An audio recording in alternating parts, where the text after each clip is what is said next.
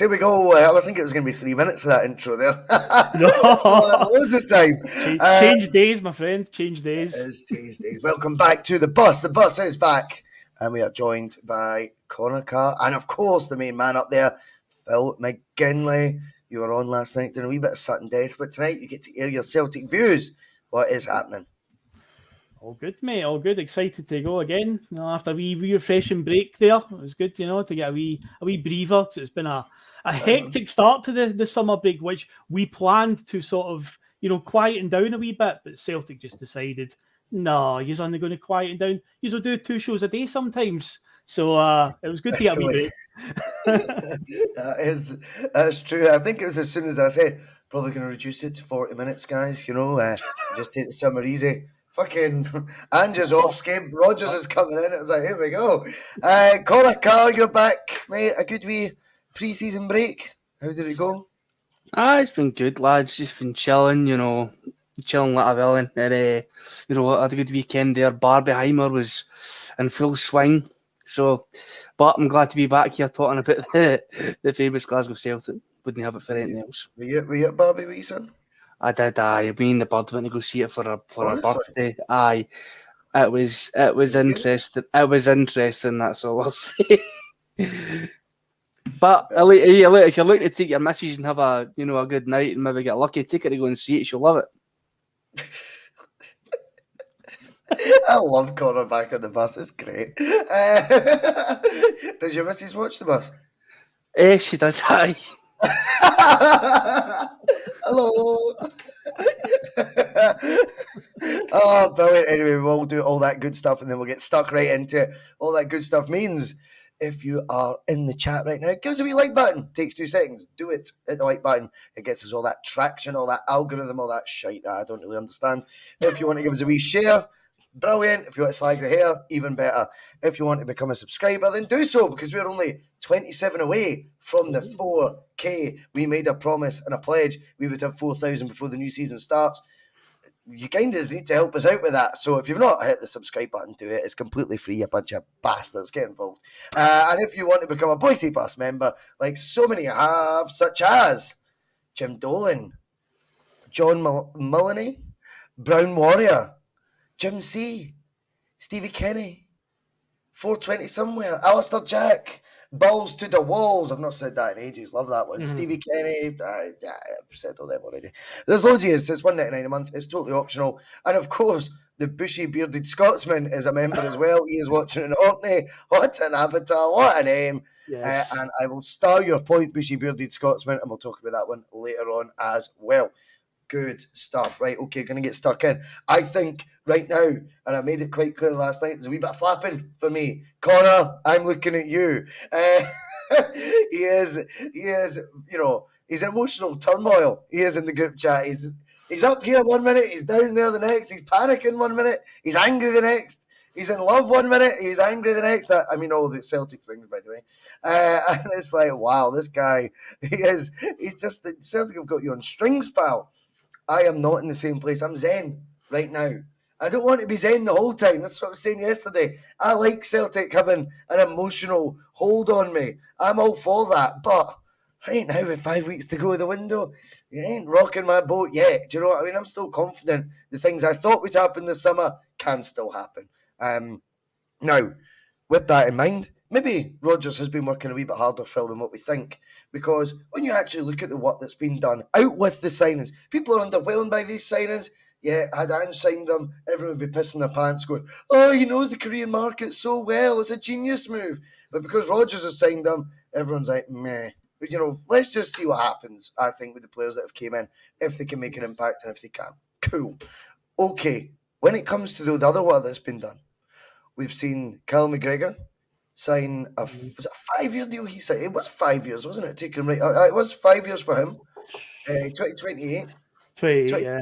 For Kyogo, leading goal scorer the last 2 seasons. And then you're looking at it was a new deal for Maeda as well. And he's looking like he's going to be played perhaps through the middle a wee bit more under Brendan, where he gets utilised for Japan, may I add. That's quite exciting. Now, with regards to all of that, there's also other movements I think that have been made by by Brendan, Phil. I think it's fair for us to suspect, shall we say. I'm not going to say it's common knowledge because we don't know. But I think it's fair to suspect the rumours about Abada that had gathered pace really from the January window right through to the summer would have led us to believe there'd maybe been noises from his camp that does a move come up this summer? Would you entertain it? My head might be a wee bit turned here. We now seems to be pretty definitive. Abada's committed. It was reported widely committed being at Celtic now. Oh, I'd like to think so, son. We made you. You came here a relative unknown in European terms. Your profile is rocketed because you played for Celtic. So it's not because I'm like blessed that he's doing it, but I also think it's an asset getting retained and one that wanted to leave the exit door, perhaps. The other one I think there was a lot of rumours about, and by the way, I think some of the over-the-top criticism he got last year, let's be clear here, and he got a lot of over-the-top criticism, was Matt O'Reilly. You wouldn't have thought he got the most assists in the SPFL last season, put it that way. You'd have thought Rio Atati got about 100 and Matt O'Reilly got about 1. It wasn't quite like that. O'Reilly still delivered and his numbers still did okay. Do we expect more for him? Yeah, of course we can, because we've got high expectations for someone that came in as such a pleasant surprise when he arrived from MK Dons, when we all thought we were going to get Riley McGree. I think he would have been someone open to a departure this summer. And again, it looks to me you just need to listen to his interviews. And I'm not even referring now to the one where he had the wee sort of sly pop at Ange. I think even since then, the positive way he's talking. Matt O'Reilly, I don't think it's going anywhere now either. I would have been very unsurprised had he been before. And now I'm looking at Abada O'Reilly from heads turned to focused on Celtic, committing the captain, linchpin in midfield, committing our leading goal scorer, and committing Japan's at number 1 striker. And a plethora, by the way, that first team is of top 5 European League players. Is Brendan's Midas touch at work here? Is this the sort of, whilst I was talking about the phases of the transfer window yesterday, in-house, have we seen quite an important element of what Brendan brings to the party? I always joke about the Jedi mind tricks, but it's not all that bad on paper when you look at retaining assets, the work that he's done so far. I think it's absolutely vital keeping a massive core of the team. It would have been crazy for him to come in. The way he's came back to the club, and we're talking about assurances and stuff. We've talked about he's got to have had this guaranteed and so on to have come back. But for him to have walked back in and have been a mad fire sale, it would have put him right back at square one. In fact, probably below square one. It lost most of the team. Losing Jota so far, but some of the names that you say, like O'Reilly and Abada and that, were getting linked to moves away. So it was crucial to keep them out there. And the thing is, well, he's got the credit in the bank from what he did previously at Celtic, where he came in and he took over a squad which, even though they'd won the league, they were pretty underwhelming that season. There was a lot of players that looked like these guys could leave at any point in this window and nobody would bat an eyelid. And he took a lot of those players to another level. This time he's taking over a team which it's hard to believe at times the way some of the hyperbole you've seen on Twitter for the last few weeks. But this team did just win the domestic treble. They did just win that. So they're in a very, very good place right now. And he's coming in, he's kept these guys on board, and it's very, very exciting of what he can possibly get out of these players. As you say there, like Matt O'Reilly, you'd find it hard to believe the amount of criticism he got last season when you actually look at the numbers, the performances he put in, and he's come now, Brendan Rodgers is going to get a hold of him and find the next level he could find. If that was O'Reilly in a bad season last season, going by most people's opinions, then what's he going to be like under Brendan Rodgers? What sort of numbers are we going to get out of him this season? And Abada, again, I used Jota as the example when Brendan first came out before Jota left. Says, imagine if you could add like a Scott Sinclair's level of goals to like Jota's game. Well, now Abada, imagine if you could add that type of goal return into his game, because that's one of the things that he probably just needs to add. It's just his end product at times, because he was when he first came in the first season. Again, he had great numbers, but last season, due to lack of game time, probably is pretty much the second half of the season. But a lot of people just kind of forgot how good Abada can be. And again, so hopefully with Brendan getting a hold of him, we really do start to see, that next level of Abada and O'Reilly. And I say Maeda is, I said a few weeks back when Brendan first got announced, I made a point about, I think in a year's time, we'll be sitting here going, wow, I cannot believe the season this guy just had. There was somebody. I'm starting to think it might be Maeda. What we've seen in pre-season, And the way Brendan's talking about utilising him through the middle, because he's like, well, he plays there for Japan and he's very effective there. He's been doing it obviously in the pre-season games. I've got this funny feeling it's going to be Maeda this time next year. I'll be going, can he believe the season Maeda just had? So I'm already starting to hedge my bets on that one, but it's exciting times, mate. It really is. Well, this is it, Connor. I mean, it's so easy to panic, isn't it, young man? It's easy to panic sometimes. We need to also look at the work that's getting done. Look at the work that he's doing when you actually look honestly behind the scenes, just in-house, I should say. That'd be a better turn of phrase. In-house. The work that's getting done right now, Connor, we can't argue with either. Let's be real here. You're securing Callum McGregor, Kyogo and Maeda on 5-year deals, whilst allowing, rather than kicking up a storm about Celtic signing project players as well in the midst of that. Oh, by the way, the guys that have came in so far, I think there would be project players totaling a sum of around £5 million, £6 million outlay. Then if he gets obviously Rocky in the door, which we know he's been photographed at the shirt, so I don't know what the delay is in announcing that. That's another £5 million out there, which probably will be Rodgers' sort of first signing. But also keeping guys that maybe have got their head turned is so important. And I think Rodgers does that. I think you contrast and compare it. Let's do that. Where it was, you might want to go. Well, fuck it, just go. Now, I love that attitude in theory, right? But we can't just let Giakoumakis go for £4 million in the current market. We can't let Juranovic's Croatian international Juranovic's leave for $7.5 million, having been part of being part of a Croatian team that got to the semi-finals of a World Cup. See, when you think about it like that, you're going, that attitude can actually end up turning players that do maybe show a wee inkling to leave to their value plummeting, because you've got a manager who then gets a reputation for being this cutthroat, as it were, but really just undervaluing players and not us getting the maximum sort of quantity of money that we're looking for. Let's be absolutely real. Jota, we got 25 million from in Scotland, probably with the usual add-ons that we expect. That's something that we got probably as good as the sort of money we can get in Scotland. I accept the argument Saudis may have paid more, but in Scottish terms, he's equalled the record departure so far in Kieran Tierney. That's Rodgers' first sale.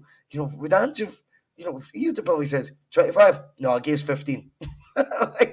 Strange negotiating tactics. I think it's very important to have a manager here that either fights to keep players that he wants to keep, and not because he wants to keep bad eggs, but because he wants to talk them round and get that buy-in all over again and convince people of the project he's about to embark on. Nothing wrong with that, is there, pal? That's a great thing. No, I agree with you. I think it's definitely a breath of fresh air having that in situ as opposed to what we were used to under Ange. Any other manager who had a World Cup semi-finalist, Croatian international, third place finish in the World Cup, and was in his first season was very, very good, and maybe tailed off a wee bit the second season. We kind of got used to him, seeing him, not being as good defensively and things like that with Juranovic. But yeah, any other manager would have got a lot of fucking money for that. I'd say at least 15 million. All those tags, all those optics that kind of form this image of a player who's already won a league title and a cup, along with all the other accolades he's got, gets you a hefty bit of cash. But Ange was more than happy just to let a player like that go just for absolute peanuts. To, let's be quite frank, a middle table, bottom half table German side. I know they did quite well last season, but they're not really, one of the big dogs in German football. So, and the German clubs have got a decent fucking bit of money as well. What's to say a Mönchengladbach or a Schalke or even a bloody Dortmund when they want to take a player like Josip Juranovic and try and work on him and improve him? Well, I think as well with that one, by the way, just quickly, is it doesn't need to be a German market that you sell it to just because the first club interest is German. I think in that part, you go 7.5 million, fuck off, he's got 3.5 years left. Mm-hmm. See you later, mate. We'll wait for a better offer than that, you know what I mean? So I think on that one, you're absolutely right. I think it doesn't necessarily need to be a German club. I just think we could have definitely ramped up the interest with a squirrel bid like that. You know what I mean? We could have set that story public and then tried to have got some sort of more of a bidding war whereas I think Ange was very, very hasty in his approach to Connor to letting any player he thought had an inkling that they wanted to leave to go. Bit like himself. Yeah, he was very much if you don't want to be here, fuck off. Like, and he wasn't shy about letting people close to the club and the media know about that. And it did. I think it did damage the players and their selling value in quite a big way, because a player like Yakimakis, I think, had every right to be annoyed about not getting more starts. There was games I think were tailor-made for Yakimakis, and if you look at it, look how good his performances were against Rangers. Half the games against Rangers the previous season, Kyogo's been injured. Do you know what I mean? And he never scored any of them. And Yakimakis put in some brilliant performances. He finished the top scorer in the league in his first season after only playing for 6 months. Do you know what I mean? A player like that does deserve to get more game time and show what he can do. But Ange was just like, no, Kyogo was your golden boy. And we all love Kyogo, and he had an excellent season last year, and rightly so. He deserved to be the starter. But I think Yakimakis, after what he put in, totally deserved to, mark his claim, stake his case for playing. And Ange was just like, nah, don't fancy it. Off you pop. More than that, what I'm trying to angle at his corner is, did Ange stake his claim more enough to Alexei Yakimakis to go, no, you are part of the plans here. This is my vision. I want you to buy in. I know you're interested in, there's offers and stuff, but I think you've got to talk these guys round. That's why I think Rodgers came to the fore here with O'Reilly and Abada. Yeah, no, I understand what you're saying, and yeah, I agree, but it's kind of, it almost looks as if he's just told them, like, you're not part of my plans, you can leave. Because if there was a blueprint in place, if there was a pathway for Yakimakis to maybe play more games or take over from Kyogo in some sort of capacity, I don't think he would have, because I don't think he's the better player. But if Ange had sat him down and said, here's what I've got planned for you, are you happy with this? Yeah, aye or no. But he's clearly not done that. He just said, you're not happy, I don't like your attitude, off you pop. And I don't think that's the way that Brendan's going to go about this, as we've clearly seen. Brendan, clearly, one of his key, tools at his disposal is his man management skills. And I think that'll be very, very handy for us in the coming season. Well, exactly. Do you know what I mean? I think when players want to fuck off, you know what I mean? You don't want it to just turn into, you just give up on them straight away if their assets. The footballing department, you can't just always take the Roy Keane approach and go, babe, or baby, whatever it was, right? You've got, you know what I mean? You can't do that. You've got to kind of look at it and go, like, okay, talk to me why it is you want to go. This is where Rodgers comes to the fore, right? This is why I'll go back to he's the upgrade, in my opinion.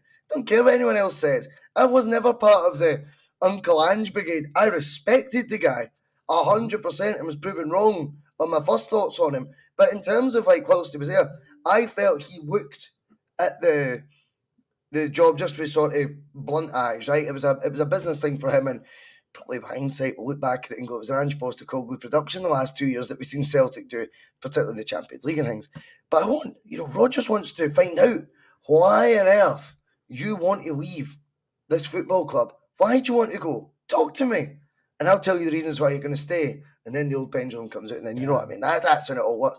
Do you agree with? Do you not think that's so important that he's going to fight to keep some of our assets? In the case of Jota, there's rumours that it was a clause in his contract. Charlie Angel's in the chat. Welcome on the bus, Charlie. I don't know where you're getting the bizarre claim that Benfica got all the transfer money for Jota. That would be illegal. You can't get all the money unless you own the player. So there's definitely, that's never happened. But I wonder if it was maybe a conversation he's had that he couldn't win. And let's be honest, clause or no clause, when Jota turns around and goes, they're offering me 193 grand a week. There ain't no mind juggling you're going to do to talk me around that. Fair enough. I think when it comes to warding off the interest from the likes of Brighton's, Crystal Palaces and things, unless it's a deal that Brendan extremely wants, he will definitely talk players in it. Steve O'Mac comes in. Wow, what an agitator he's been in the. he loves a drink on his holiday, this boy. Don't fool yourself. I'm not fooled, Steve-O. BR isn't going to arse lick. I've never said that. He'll have a conversation. He'll lay out the plan. and look for a buy-in. That's kind of what I was saying. If they're on the fence, he'll tell them to perform, but go when the offer is right to perform. Aye, but that's what I'm saying. But there's a viewpoint that Rodgers will take on going, I want to have as strong a hand as I possibly can in the footballing department as well. And the important thing with that, Phil, is if he sees an Abada, if you've lost a Jota, you want to keep an Abada, right? So Abada's importance goes up because you've lost Jota. And that was a debate he couldn't win. Then the other way, he's not going to arse like anyone. No one's suggesting that. What he's going to do is say, here's my vision for the future. Mm-hmm. How compelling an argument is that? That's how he'll roll. I don't think there's any two ways about that. And I think that level of player engagement, which O'Reilly's touched on as well, is massive for us going forward. And it's a mature way of dealing with things. Whereas I do, not because we're going to dwell on the Ange stuff anymore, I'm not wanting to talk about the old news, but I think when you contrast and compare with our last manager, I think you could actually argue he was a bit petulant in that regard. And he didn't really even consider the business aspects of it, let alone the footballing way. It was very much my way, the highway, and I'm not even entering into debate with you. Now, from a football fan point of view, we might feel like that sometimes. If they don't want to be here, fuck off. But maybe they don't know why they want to be here. And it takes someone who can string a sentence together without being a huffy bastard to explain to them the pros and the cons of staying at Celtic and what their vision for the future is as well. Just when you were talking about Giakoumakis and Juranovic there and talk about Ange and how you reacting, I was thinking of the Day Off Tomorrow clip from that DVD that they did. Remember when Juranovic Day Off Tomorrow and that look, that death stare that he gave him across the dressing room, and it was like that was when Juranovic's fate was sealed. So yeah, Ange was always a bit like just wee things like that. You know, you just got this impression that I just didn't like wee off the cuff comments like that. You know, it was a personality thing maybe, but end of the day, what Ange did was very, very effective. I know he talked about the whole, you know, he liked to keep distance with the players. If he was on a flight for 9 hours with players and stuff like that, he still wouldn't speak to anyone if they were sitting next to him. But whatever he does is effective, and what Brendan will do will just be as equally effective. You know, it can work either way. And yeah, you know, as I say, Brendan, you know, will look at Abada, say, well, there's an opportunity here. You know, Jota was like the golden boy of the team. Obviously plays a similar position, playing one side and then Abada's on the other wing. And it's like, you can fill that role now of Jota. You know, he's been here for a couple of years. And say Abada was on a good trajectory in the first season that he joined. To say last season he got stifled. You've got to look at that and think somebody's got to push him to that next gear. And he could be the next Jota. You know, and I know a lot of fans are screaming out for us to go and spend a crazy amount of money. Well, not crazy. We have got the money in the bank, so it would be deemed crazy. But a big lump of money to replace Jota. And I'm saying, like, if Abada can be pushed to that next level and perform and put in the type of numbers, the type of performances, then we've got it there. We've got it sitting ready to go. So these are the things that, you know, Brendan will be sitting down and going, you know, you can be that. You can be idolised in the way that Jota was with the Celtic fans, you know, and I can help you get to that level. I'd like to think that, you know, Brendan's putting those ideas in his head and so on. Because again, I'd say Abada, I've always said, yes, the numbers show. He is a great player. But yeah, it's just something happened last season where it just fell off a cliff for him, where he just began getting less and less game time and never got that chance to develop. I think he was our most used substitute for the season as well. And realistically, are you going to develop if you're just coming on as a sub all the time? And a lot of the times there was like set times in the game when Ange would make a substitution. It wasn't a case of he was reacting to the situation in the game and changing it there. It always seemed to be there was like a set number, like 65 minutes, or here come 3 substitutes at the same time and stuff like that. There was always these things. So it was like Abada won't develop the way he should have. Keep in mind, he's still a very, very young player. So, you know, he's got a lot of developing to do. And I think this season, you know, he can be that guy that we can push on because he's definitely got the ability in him without a shadow of a doubt. And I think Brendan will be sitting down and giving him that sort of encouragement that you can be that guy. You can be the new Jota at Celtic. You've got it in you, son. I agree with that, mate. I think as well, there's two sides to it. The ruthless streak he'll need to adopt at times, Phil. Do you know what I mean? That, you know, the with me or without me approach. But he also needs to look at. But then eventually it becomes like I don't know how to describe it, but you've got to have some assets that remain. And that takes, I think, Jedi mind tricks, not the begging bowl. You know, I don't subscribe to that whatsoever. It's not Rodgers' way, never has been. He has gravitas. I also think he's a fantastic speaker, and I also think he is someone that will go, here's my plan, and you will be surprised how long I'm here for this time, you know? Heard that before. Well, yeah. One player that piqued my interest, obviously, recently, because I think we're in phase 2. I was talking about this last night. That we'll see a hell of a lot of trimming. Urugidi, the first example of that today. I think 2 players from the B team have went to an Austrian club. I think we might have a wee link Team with we've got them. a partnership with, yeah. Yeah, well, unofficial. I don't think it's actually officially declared that partnership, but yeah, I think we do as well. But one player that I wouldn't have had down in my phase 2 of squad trimming would have been Starfelt. I would have had, if it were my way, Connor, I would have had Rocky coming in to really push Starfelt in a way that Jens, we thought probably was going to last summer. Kobayashi, we know won't. Right? That's just the way it is, unfortunately. I think that it sounds really harsh on him, but my mind's made up. It ain't going to happen, right? You know, you can't start that bad and pull it round. It's not going to happen. And that's fine. Shit like that happens. But I wanted Rocky to be, you know, you've got 3 centre halves going, and you've got one who's really pushing to break up that domestic partnership of bliss, which is undeniably what CCV and Starfelt are. They just don't get beat domestically when they play together. But someone could actually be good enough to take the jersey, up steps Rocky. That's the sort of competition I'm looking for in Celtic's defence. In fact, all over the park. That's the sort of competition we're talking about if we want to get better. However, when you think about it, if the Starfelt rumour to Spartak Moscow is true, and again, to go back to what I was saying before, with the Juranovic one, if a Union Berlin comes in, maybe a club that's a wee bit more obscure, Connor, like Union Berlin, like you were alluding to, I would file Spartak Moscow, a giant in the Russian league, but it's more of a, really? He's going there sort of thing.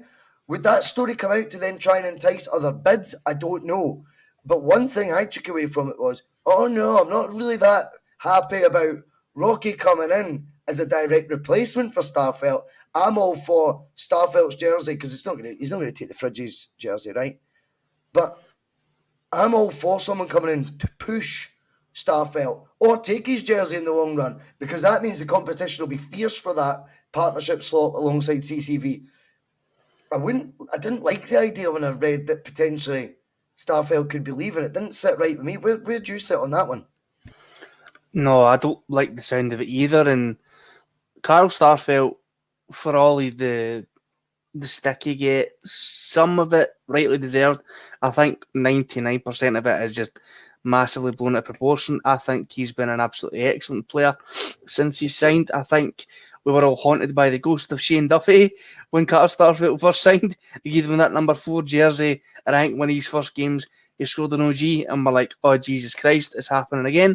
But since then, I think he's went from strength to strength, and him and Carter Vickers are still a pairing who have not lost a domestic league game between them, when they're both playing. Do you know what I mean? So They've started, eh?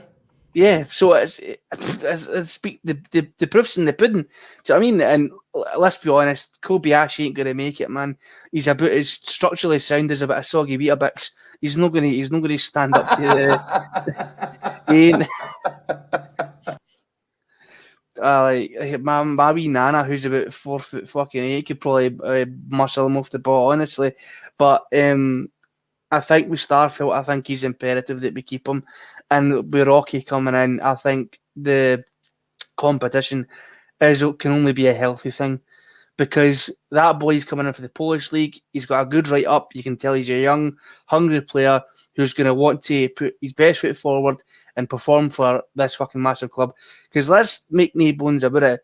Big Arthur about it before to him, telling him what this place is all about. He'll want to play for us.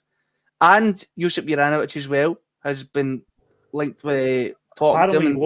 I talked to him, telling him, get out of here. It's a fucking amazing club to play for. We all know that, but some of these foreign boys might not know that. So it's good that we have people out there who have played for the club, who are telling these guys what we can offer them. Brendan Rodgers is a manager who likes to breed healthy competition within his squad. We've seen it the first time round when he brought in Patrick Roberts to challenge James Forrest for that jersey. At that time, I've said it time and time again, Everybody thought James Forrest was done. He was going to move on. There was nothing left for him at Celtic. Brendan Rodgers brings in Patrick Roberts to challenge him for that spot. We see the best football out of James Forrest we've probably ever fucking seen in his entire Celtic career in that era under Rodgers, his first time. So the competition to bring in to challenge Starfelt for that position, I think, can only be a good thing. I don't know why the hell they would think about selling him if the rumours are true. I'm not seeing lots of it. I've only seen the the one article. So I'm hoping it's, they're just pissing in the wind with this and there's no real weight to the links. I don't know how daft this is, but when I seen Jacinta go, I know they're a wee couple and all that. When I seen her go, there was a bit of me in the back of my head. I was like, how might this affect Starfelt mentality-wise? You know what I mean? Because usually with their fucking misses and whatever, they can just get them to stay with them wherever they live in the Rocky stay. But she's a professional football player as well. She's away playing for, I think, Sporting Lisbon now, I think. So, he's maybe wanting to, because Moscow and Lisbon are fucking right next door to each other. It's even further away. You were doing well. You were doing so well there. I was like, oh god. But anyway, no, I do think that Starfelt is like imperative that we keep him. I think right. I think it's just it's insanity. I think about it. We sell Starfelt, bring in Nawrocki. Carter Vickers or him get injured. Who we got to fall back on? Stephen Welsh. Kobayashi. No for making an impact in Europe. No for going for the league title to get that 40 million for the Champions League and going into the new format. Not for me. Well, yeah, I mean, Phil, the importance of the competition in the side massive. One other comment I made on several occasions about the Champions League, and I felt was going to be the itch that Andrew would want to scratch for the Champions League was, give me a shot at it with my centre-back pairing that, like, I swear blindly by. I don't give people chances to break up at any opportunity unless there's injury involved. Yep. And the Champions League, you never got the opportunity to start them together once. Jen started all 6 of those games and he was off ski by January, which tells you that was not what Ange had been hoping to do earlier on in the season. I don't know. For me, I wouldn't like this to be a 1-for-1 with Rocky. And I always worry when I see like a rumour like Starfelt to Spartak Moscow. The move to Russia might baffle us. Where's it come from? Like, I always say there's 3 reasons these stories come out. The club are trying to push a player out, the player's agents try to push the player out, or the media is up to mischief. It's one of the 3. Yeah, it's one of the 3. It feels just really counterproductive to me where we're trying to progress and build this team where it's one in, one out. Well, when I heard obviously the link with this Nawrocki, now again, I'm not some sort of football hipster. I'm not going to pretend I know anything about him. But again, a lot of fans out there seem to be judging it on price tag. And by all accounts, it seems to be paying over £4 million for Nawrocki. So that would be deemed quite a big outlay. So I'm thinking, well, that's the type of signings we're looking to be making.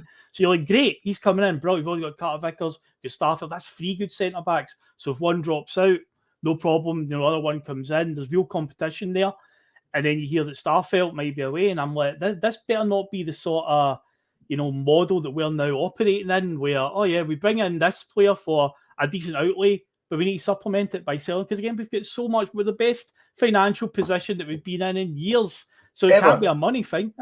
So it's like, surely we're not going down that route. So it really, like, when I heard this story, first I thought, surely, my first thought, again, my naivety, I was like, well, aren't Russian teams like banned from doing transfers with other countries at the moment because of the ongoing situation? But apparently they're signing Davinson Sanchez from Spurs as well. So there's definitely still business that they're allowed to do.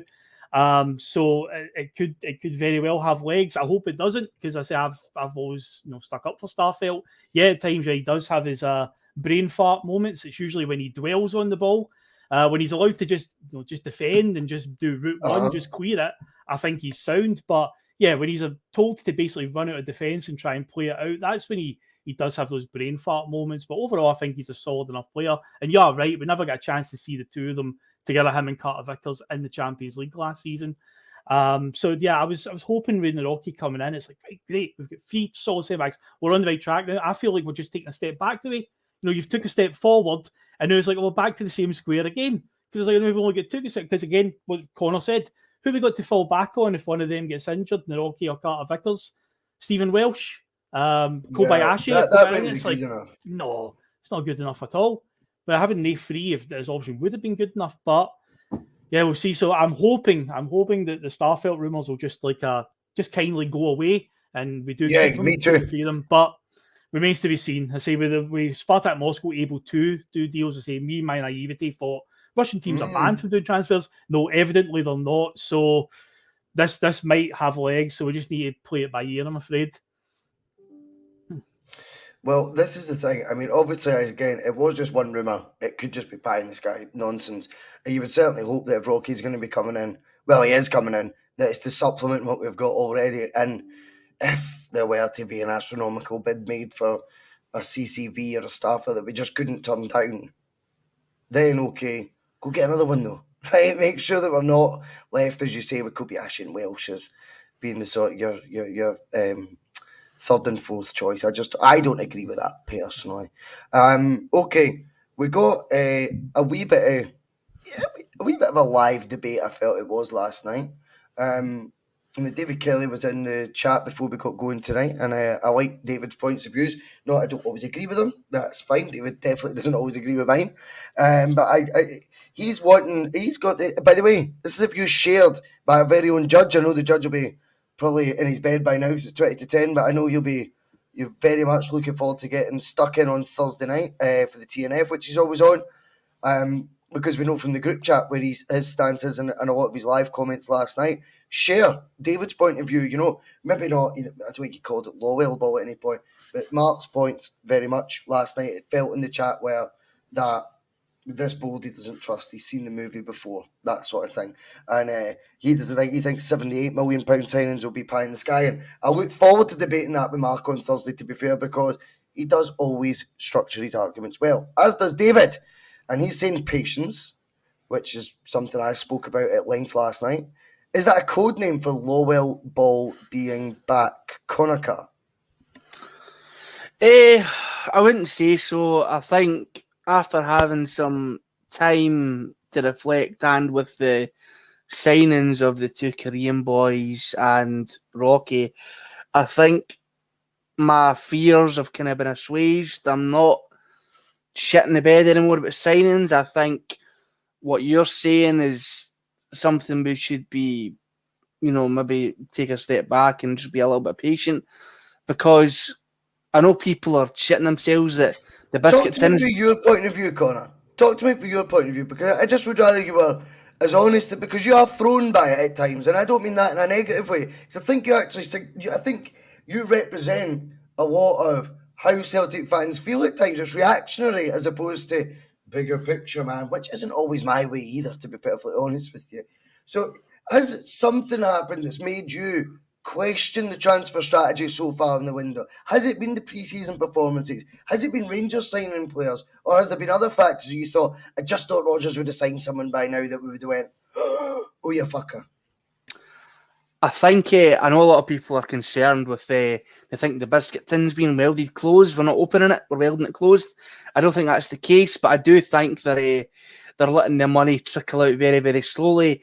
And I think with what we were all promised, in quotation marks, as it were, when Rodgers was signed, all the media were talking about, all anybody was saying was he's being promised a £40 million war chest, and he's going to be signing players for £15 million. He's going to be going absolutely fucking mental with the signings. And so far, we've not seen that. And that's the thing that I think a lot of people are like, you told us you were going to be signing a lot of players for a decent amount of money. Where are they? Where's the fucking marquee signing that we were, being told for weeks that we're going to be getting? Where's your Scott McTominays, your Donny van de Beeks, your Tetties? Where are they? They're not here. Why are we signing 2 boys on the cheap for the Korean League, who, by the way, may be very good players, and I hope they are. I think they've got it in them.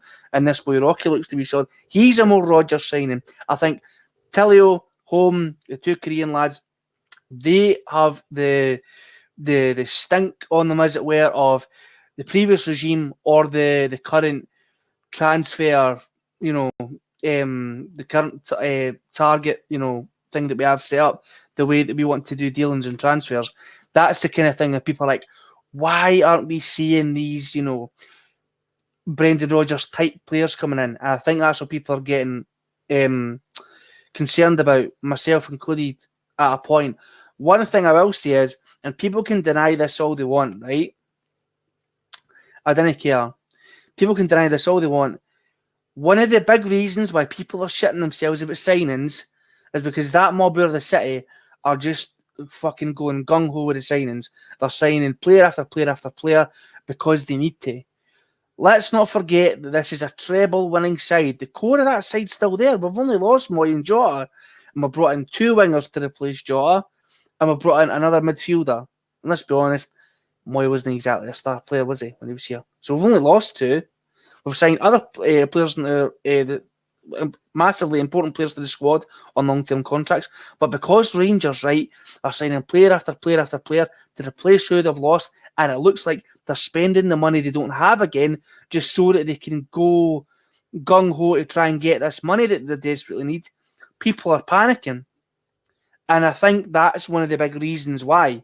And people could be like, oh, I didn't give a fuck about Rangers signings. Aye, but you'll be online looking at them, reading the Daily Record articles about them, won't you? You can be subconsciously, Connor. That's what it is. For some people, it's subconscious. They don't even realise it. That's affecting them. Exactly, it does, because we're in the Glasgow Goldfish Bowl, the Scottish Football Goldfish Bowl, and it affects everything. Do you know what I mean? So I think that's one of the main reasons why a lot of people are getting their knickers in a twist about what's happening. And I think, myself included, we need to just have a wee bit of patience. I think if when the season starts and the links are still a bit cold and there's nothing really looks like it's moving, I think then is the time that we kind of, right, get a move on. The get a move on thing baffles me, Phil, if I'm honest. I just can't emphasise. I'll give you a great example today. Today, for example, we've seen West Ham have waged a massive bid, apparently, for Scott McTominay. They've entered talks. That'll be a permanent deal. They've just received 105 million for Declan Rice. Manchester United will be acutely aware of that fee. And they will say, okay, we want 50, shall we say, for Scott McTominay. Something ridiculous, that, because you're a Premier League rival, and we know you are cash rich, because we know what Arsenal just paid for your player you're attempting to replace. So that will up that premium. I keep going back to it. Scott McTominay, for example, and that's not something I think I know for a fact Celtic will be interested. I don't know anything for a fact. But when you think of players of a higher level, these are the situations we need to let play out one way or another before we can enter the party. We're standing outside with a ticket, hoping, but it's 1 in, 1 out, says the bouncer. It's 1 in, 1 out, pal. And you're waiting outside in the pissing rain, hoping to go in for the last 5 minutes of the nightclub to get a winch. That is unfortunately the waters that Celtic operate in when it comes to, you want to get that worldie, mate, you'll need to stand in the pissing rain outside that nightclub. You'll just need to stand. It's 1 in, 1 out, pal. Do you know what I mean? And we're right at the back of that queue, Phil. And we're watching all these other deals, these 1 in, 1 outs play out. We're watching them all play out. And then eventually, once we get in, there might be business to be done. I'll go up to it. Right? That's just the way it is. And I think the McTominay thing, for example, just shows you that's something that no one can tell me. They don't think Scott McTominay, the footballer, wouldn't be curious about playing for Celtic at this stage if Manchester United have said, you're out the pecking order. Of course he is. Then what you have to do is let the other situations occur, i.e. West Ham's come in, Newcastle United's come in, for example.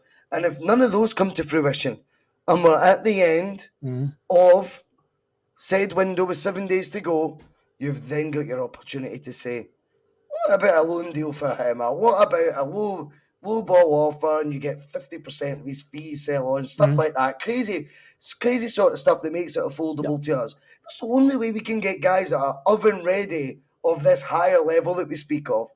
Anyone expecting us to be making these sort of signings in July when people are chucking about 50 millions plus on players. Declan Rice, 105 million. Do me a favour. Yes, unfortunately, the waters that we swim in, with the league that we're in as well. Okay, yeah, we've got Champions League football guaranteed, but after that, when Europe stops for us this season, what realistically then if players go? So that is, we need to wait till the sort of end of the window. I look back at previous windows over the years. Two of the biggest marquee signings that we had came on deadline day, both for Robbie Keane and Craig Bellamy. They were pretty much ours because the clubs couldn't get rid of them during that window. We happened to get in there on the last day, get a loan deal from whatever. So it could be goes down to the last couple of days of the window before we see some players of real notoriety coming in.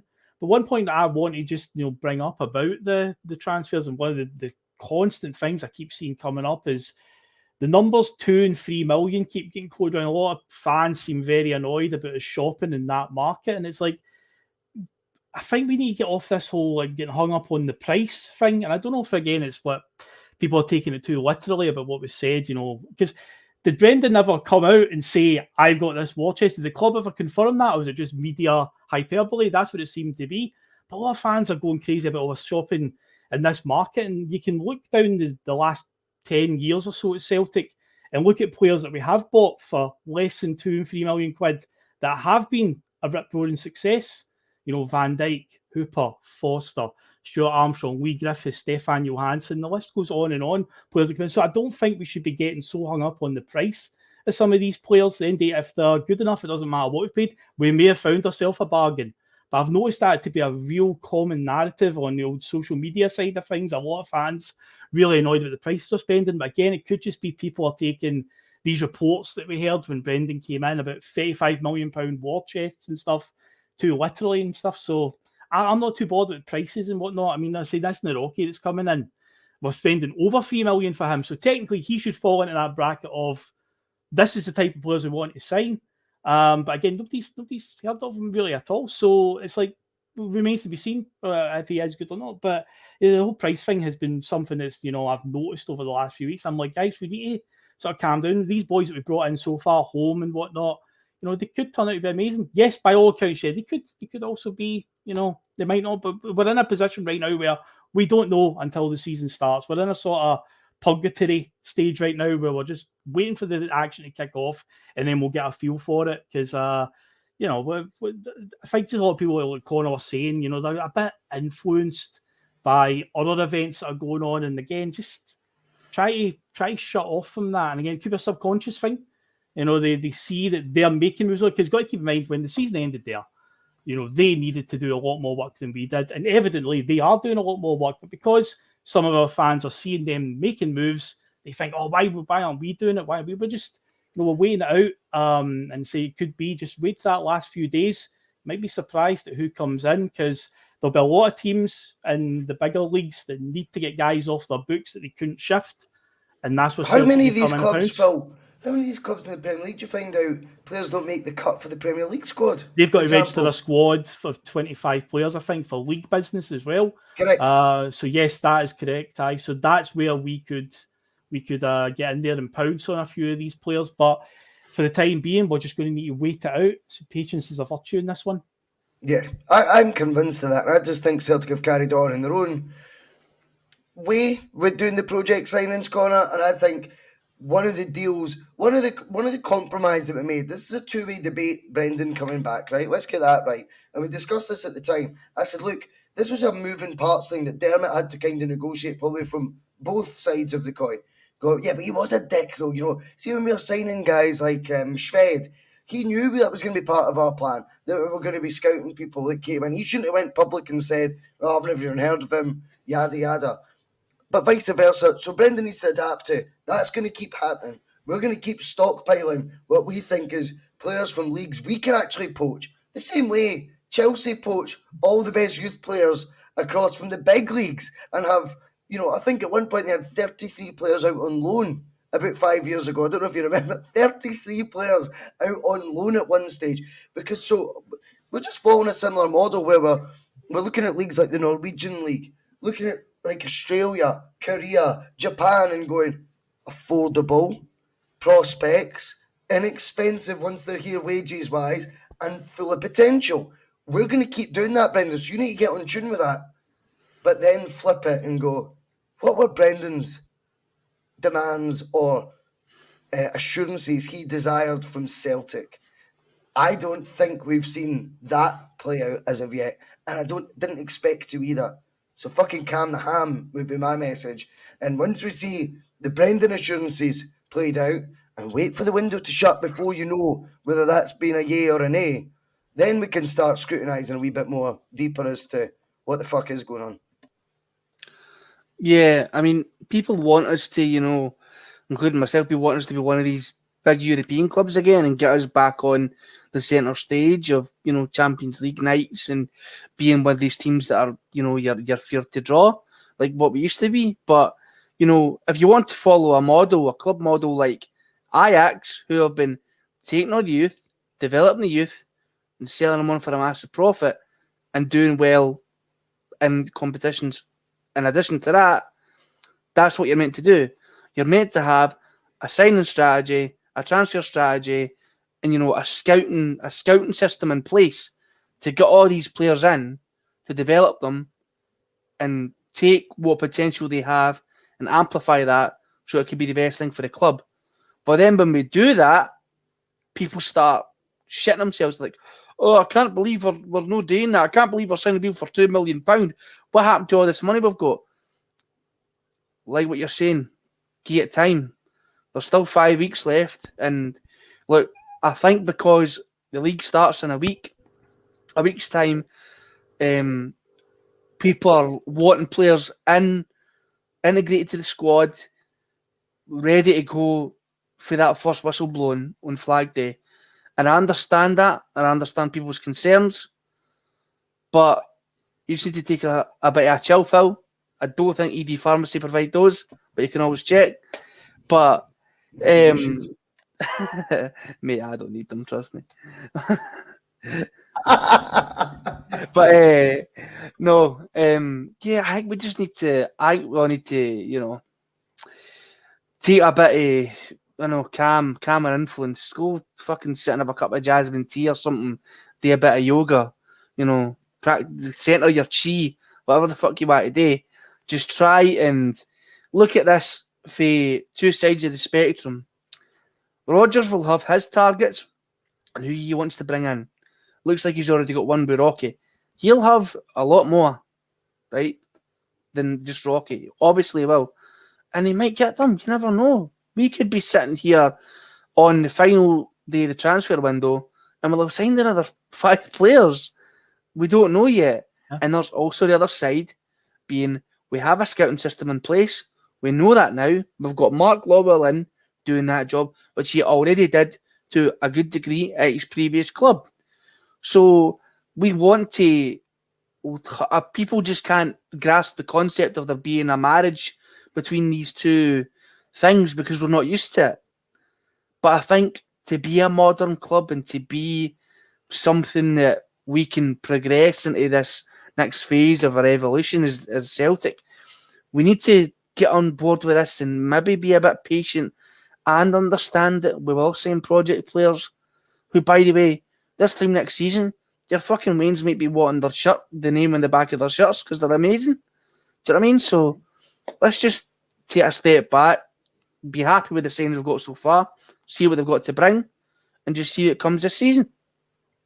Yeah, so there's one thing about this channel, Phil. We've never done Celtic Football Club propaganda because we get access to the club or any of that shit, right? So if the club needs Celtic account, I won't give a fuck about doing that. See, at this moment in time, I'm impressed that we were proactive in getting Brendan Rodgers and smelt a rat, funnily enough, and it wasn't Brendan. And it's funny how it suited us that Brendan was maybe doing, to Ange what he maybe was alluded to doing at Celtic, and when that worked in our favour, no one really was that bothered and questioned his morals or principles then, because it actually worked all in our favour. When he sat in Hampden that day, Phil, we knew, when you look back, there was a work at play, and it's all a work, mate, and that was 100% a work. Let's have a wee dig into the nostalgia vault before we go, because I know it's your favourite thing to do, Phil, so I'm going to nostalgia you a wee bit. It is the anniversary today of two Celtic greats signing for the football club. I know you know the answer to them both. Connor, you probably will as well. One is the Super Swede. The other is the man from Japan, as Ian Cocker used to always say. Henrik Larsson and Shunsuke Nakamura. A couple of memories we'll do each before we go, and everyone get them involved in the live chat as well, please.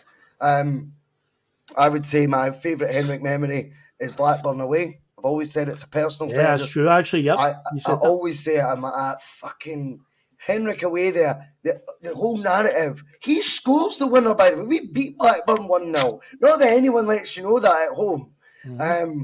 And see, to be honest, the next 2 weeks weren't just about Celtic are overrated and Blackburn, it was men against boys. Everyone focuses on that. See what I remember at the time? And this was when you were newspaper dad. I did paper rounds and that. Do you know what I mean? I'd come home with like 3 different papers, read them all every day, like all the back pages. You know what I mean? And it was, is Henrik world class? That was the narrative that English media were trying to portray, because he wasn't in the game. We know he scored at the end, but he wasn't really in the game, is it? And it was him that they pissed off. Don't mess with the king. Don't bring the king into this. And especially when he scored the winner. So, of course, Brad Friedel gets man of the match at Highbury the weekend before. I think Blackburn won that game 2-1, if I'm not mistaken. It ended some sort of streak for Arsenal at Highbury, I'm sure, as well. It was massive. And the talk then was Brad Friedel was the best goalie in the English Premier League. They all kind of started realising how good he was. 3 players slip. Henry doesn't slip. He don't slip. And he just runs onto that ball outside of the boot. Just so nonchalant, the spin on it over Brad Friedel's head.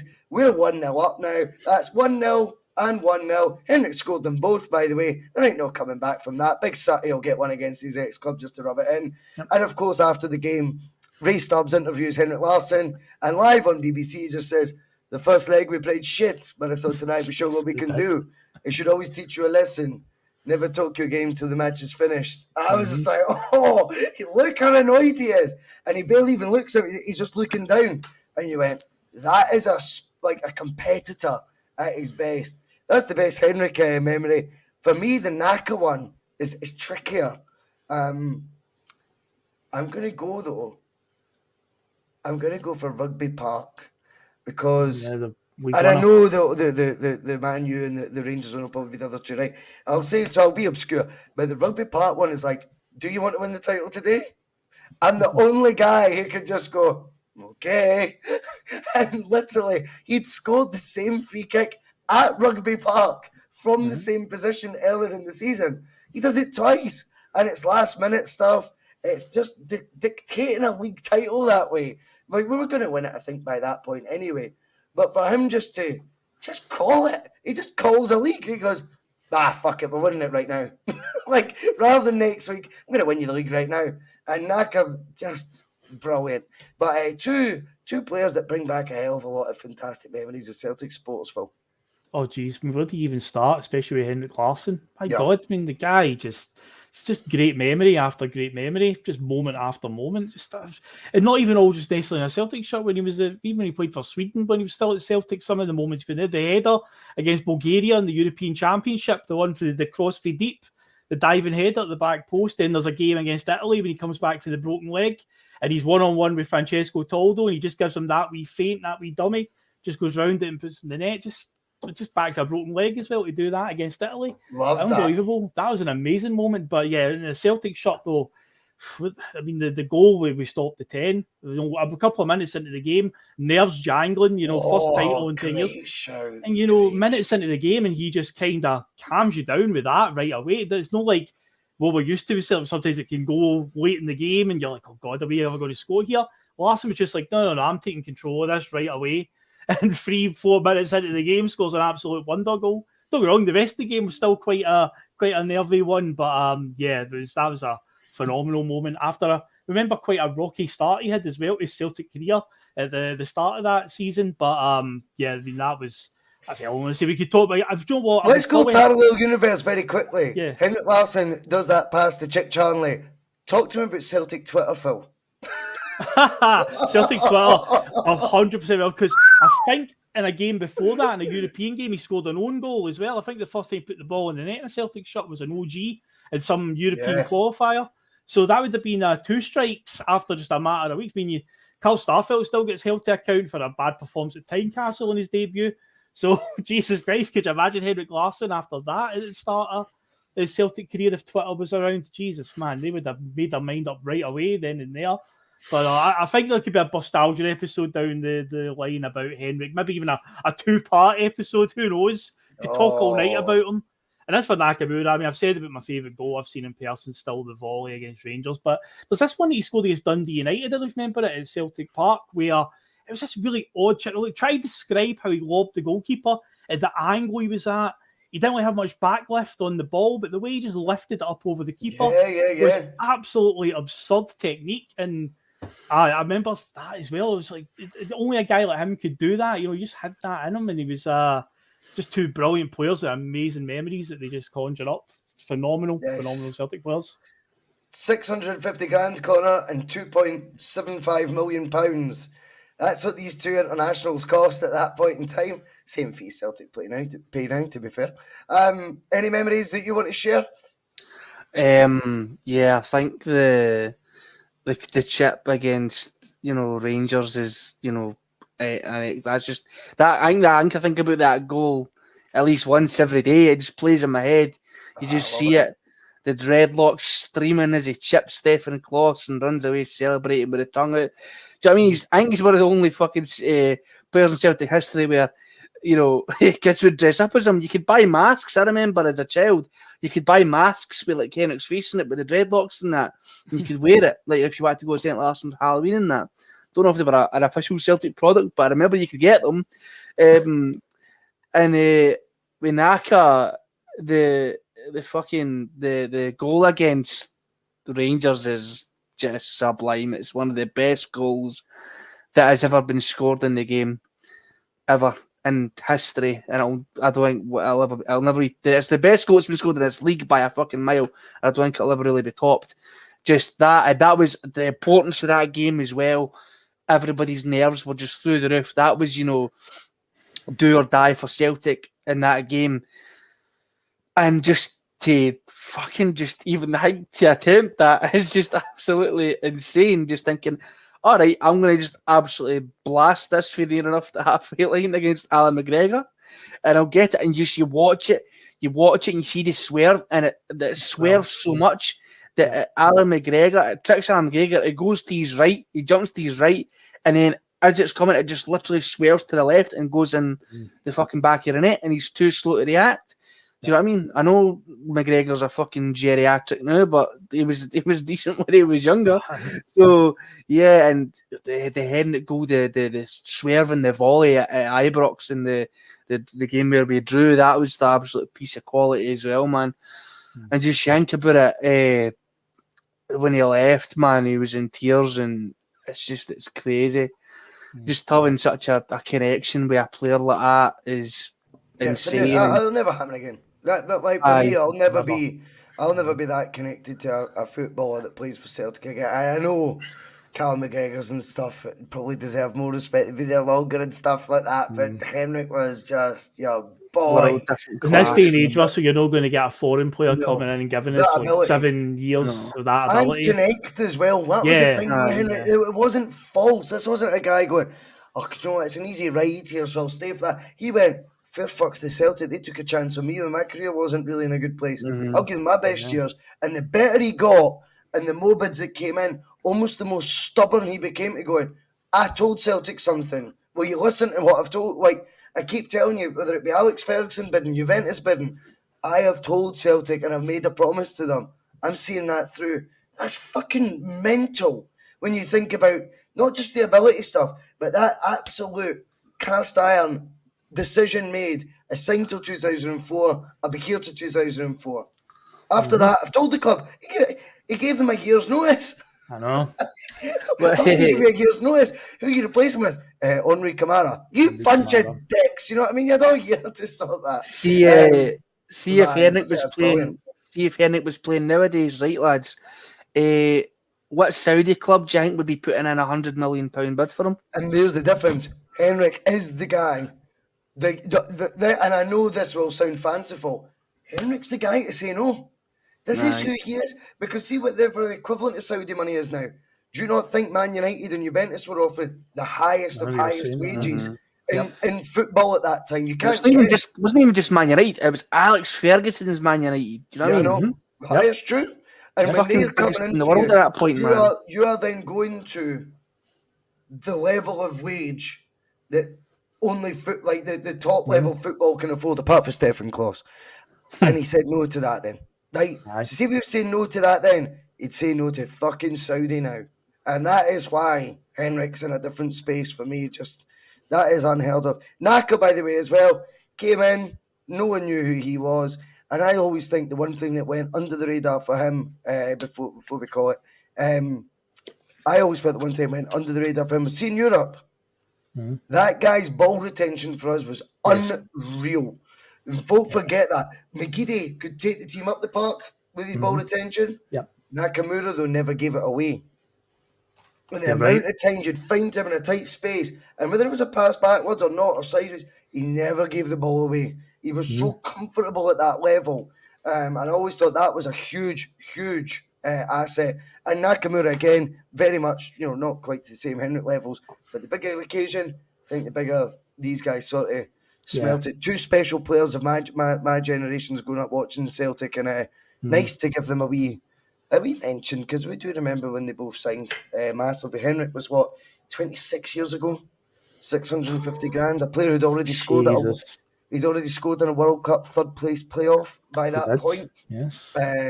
Nakamura was basically behind Nakata, was the pin-up boy for Japanese football, and the Arsenal player.